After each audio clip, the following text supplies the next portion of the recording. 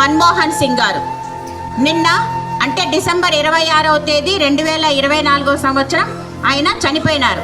కాబట్టి పూర్వ ప్రధానమంత్రి గారి స్మారకార్థం ఇప్పుడు మనము 1 నిమిషం మౌనం పాటిస్తాము.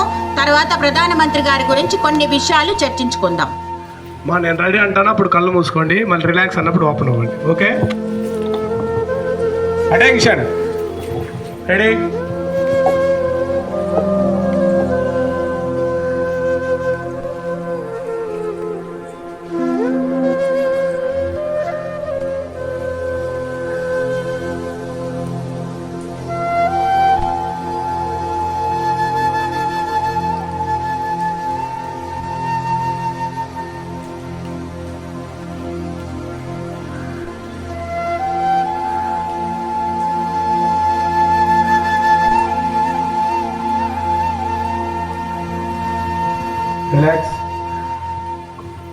మొట్టమొదటి ఆర్బీఐ గవర్నర్గా కూడా, మొట్టమొదటి కాదు, ఆర్బీఐ గవర్నర్గా పనిచేశారు. తర్వాత ఆర్థిక మంత్రిగా పనిచేశారు. భారతదేశ ప్రధానమంత్రిగా పనిచేశారు. ఇంకా మనం గుర్తించుకోవాల్సిన గొప్ప విషయాలు ఏమంటే, ఈరోజు గ్లోబలైజేషన్ కానీ, ఇంత మనం అమెరికాకి వెళ్ళి సాఫ్ట్వేర్ ఇంజనీర్లుగా ఇంత ఆదాయం పొందడానికి కానీ, వీటన్నింటికి మూల కారకులు మన్మోహన్ సింగ్ గారు.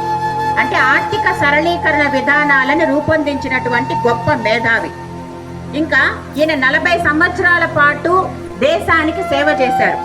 కానీ 40 సంవత్సరాల ఆయన జీవిత కాలంలో, ఉద్యోగ కాలంలో ఒక్కరోజు మాత్రమే ఆయన సెలవు ఉపయోగించుకున్నారంట. ఒక్కరోజు మాత్రమే, 40 సంవత్సరాల కాలంలో ఒక్కరోజు మాత్రమే తన కర్తవ్యానికి పక్కన పెట్టి ఒక్కరోజు సెలవు ఉపయోగించుకొని మిగతా 40 సంవత్సరాల కాలాన్ని దేశం కోసం కృషి చేశారు. అలాంటి గొప్ప వ్యక్తులు ఉన్నటువంటి భారతదేశంలో మనం ఉంటున్నాం. కాబట్టి మనము మన్మోహన్ సింగ్ గారికి నివాళులు అర్పించాము. మన్మోహన్ సింగ్ గారి గురించి కూడా మనం తెలుసుకోవాలి. గొప్ప ఆర్థికవేత్త, ప్రధానమంత్రి, ముందు ఆర్బీఐ గవర్నరు. ఆయన పాటించినటువంటి విధానాల వల్లనే ఈరోజు మన భారతదేశ ఆర్థిక వ్యవస్థ చాలా పటిష్టంగా ఉంది. మనము ఈ రోజుకి ప్రపంచ ఆర్థిక వ్యవస్థలో ముందున్నాము అంటే ప్రధానమంత్రిగా ఆయన చేసినటువంటి సంస్కరణలే కారణం. ఈరోజు అందుకనే మనం నివాళులు అర్పించి మన ప్రగాఢ సానుభూతిని తెలియజేస్తున్నాం.